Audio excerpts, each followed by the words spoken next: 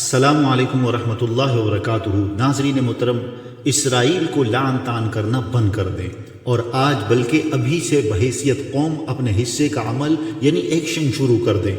اگر آج آپ لعنت کرو گے تو بھی آپ کی آواز یہودیوں تک نہیں پہنچے گی، اگر آپ پتھر پھینک دو گے تو وہ بھی اسرائیل تک نہیں پہنچے گا، یہاں تک کہ اگر آپ تیر یا گولی بھی چلاتے ہیں تو یہ بھی ان تک نہیں پہنچے گی۔ ہاں، مگر آپ آج بھی ہمارے پیارے نبی صلی اللہ علیہ وسلم کی حکمت عملی پر عمل کر کے ان یہودیوں کو بہت بڑا نقصان پہنچا سکتے ہیں، جیسا کہ نبی کریم صلی اللہ علیہ وسلم معاہدے کی کچھ شرائط پر عمل کرانے کے لیے یہودیوں کے ایک قبیلے بنو نذیر کے پاس تشریف لے گئے تو ان یہودیوں نے یہ سازش کی کہ جب آپ بات چیت کرنے کے لیے بیٹھیں گے تو ایک شخص اوپر سے آپ پر ایک چٹان گرا دے گا۔ اللہ تعالیٰ نے وحی کے ذریعے آپ کو ان کی اس سازش سے باخبر فرما دیا اور آپ وہاں سے اٹھ کر چلے آئے۔ اس واقعے کے بعد آپ نے بنو نذیر کے پاس پیغام بھیجا کہ اب آپ لوگوں کے ساتھ ہمارا معاہدہ ختم ہو گیا ہے اور ہم آپ کے لیے ایک مدت مقرر کرتے ہیں کہ اس مدت کے اندر اندر آپ مدینہ منورہ چھوڑ کر کہیں چلے جاؤ، ورنہ مسلمان آپ پر حملہ کرنے کے لیے آزاد ہوں گے۔ کچھ منافقین نے بنو نذیر کو چاہ کر یقین دلایا کہ آپ لوگ ڈٹے رہیں، اگر مسلمانوں نے حملہ کیا تو ہم آپ کا ساتھ دیں گے۔ چنانچہ بنو نذیر مقررہ مدت میں مدینہ منورہ سے نہیں گئے۔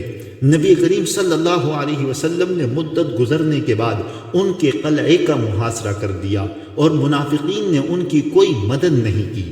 مسلمان محاصرہ کر کے ان کے سامنے خیمہ زن ہو گئے، جبکہ بنو نذیر کے قلعوں میں پناہ لینے والے یہودی کھانے پینے کا سامان لے کر مسلمانوں کے جانے کے منتظر تھے اور منافقین کی مدد کے انتظار میں تھے۔ ان کو یقین تھا کہ مسلمان زیادہ دیر محاصرہ قائم نہیں رکھ سکیں گے۔ بنو نذیر کے قلعے ٹھوس اور بلند تھے، اگر مسلمان تیر مارتے تو وہ ان اونچی دیواروں کو کراس نہ کر پاتے اور دیواروں سے ٹکرا کر واپس آ گرتے۔ اسلامی فوج کئی دن انتظار کرتی رہی لیکن یہودیوں نے قلعے نہیں چھوڑے، جبکہ مسلمانوں کا ذخیرہ اور ان کے حوصلے ختم ہونے والے تھے۔ وہ کئی دن انتظار کرتے رہے۔ آخر کار ایک صحابی کے مشورے پر ہمارے نبی اکرم صلی اللہ علیہ وسلم نے ایک حکمت عملی تیار کی کہ بنو نذیر کے ارد گرد کھجوروں کے اور پھلوں کے درخت کاٹ دیے جائیں تاکہ ان یہودیوں کی معیشت تباہ ہو جائے اور وہ دوبارہ مسلمانوں کے خلاف کسی کی مالی طور پر مدد نہ کر سکیں۔ یہودیوں کے لیے یہ درخت پیسہ، دولت اور خوشحالی کا سب سے بڑا ذریعہ تھا۔ مسلمانوں نے درختوں کو کاٹنا اور آگ لگانا شروع کر دیا۔ جیسے جیسے درخت کٹنے شروع ہوئے اور درختوں پر آگ کے شعلے بلند ہوئے، یہودی قلعوں کی اونچی دیواروں سے اپنی معیشت کو تباہ ہوتے دیکھ رہے تھے، جس سے یہودیوں کے حوصلے پست ہونے شروع ہو گئے، کیونکہ ان پھلدار درختوں کے کٹ جانے کے بعد یہاں رہنے کا کوئی فائدہ نہیں تھا۔ آخر کار ان لوگوں نے ہتھیار ڈال دیے اور ان حضرت صلی اللہ علیہ وسلم نے ان کو 4 ہجری میں مدینہ منورہ سے جلا وطن کرنے کا حکم دیا۔ البتہ یہ اجازت دی کہ ہتھیاروں کے سوا وہ اپنا سارا مال و دولت اپنے ساتھ لے جا سکتے ہیں۔ محاصرے کے دوران میں ان کے باغات و کھیتوں کو کاٹا اور جلایا بھی گیا، کیونکہ یہ لوگ قلعہ بند ہو چکے تھے، لیکن ان باغات کو کاٹنے سے ان کے حوصلے شکست خوردہ ہوئے اور انہوں نے معاہدہ کرنے میں ہی بہتری سمجھی۔ اس طرح اس قوم بنو نذیر کو پہلی مرتبہ جلا وطن کیا گیا۔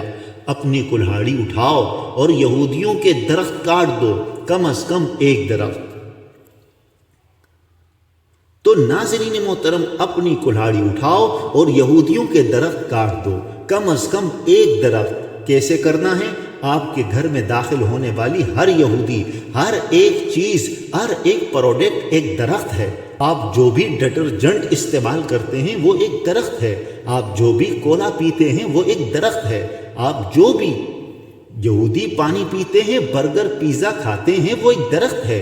کوک، Pepsi, Fanta, M&S، AMC، McDonald's, Domino's, Hardee's, Subway, Pizza Hut, ٹیکسوس، سینسبریز، موریسنس، ایریل، الگیڈز، میکس، ڈینوز، یہ تمام ان کی مدد کرنے والے ان کے درخت ہیں۔ یہ یہودیوں کی رگے جاں ہے، لائف لائن ہے۔ اپنی گھر میں آج سے کسی یہودی کمپنی کی کوئی چیز داخل مت ہونے دے، چاہے کھانے کا برگر یا پیزا ہو جائے، چاہے گھر کے اندر استعمال کی کوئی بھی چیز ہو۔ کیا آپ میرے نبی صلی اللہ علیہ وسلم کی انہی یہودیوں کے خلاف جنگ میں شامل ہونا چاہتے ہیں؟ اگر ہاں تو پھر اپنے بائیکاٹ کی کلہاڑی لینے اور یہودیوں کے درختوں کو کاٹ ڈالیں۔ یہودیوں کی سالانہ ہزاروں اربوں ڈالر کمانے والی بین الاقوامی مصنوعات ڈسکرپشن میں لکھ دی گئی ہیں اور ان کے چند متبادل بھی تجویز کیے گئے ہیں۔ اللہ تعالی ہماری اس کوشش کو قبول فرمائے۔